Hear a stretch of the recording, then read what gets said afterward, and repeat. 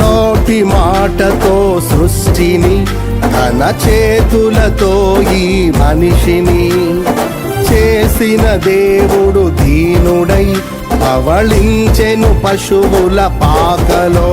నీ చరిత్రను మార్చు దేవుడు తన మహిమనే నీకిచ్చెను.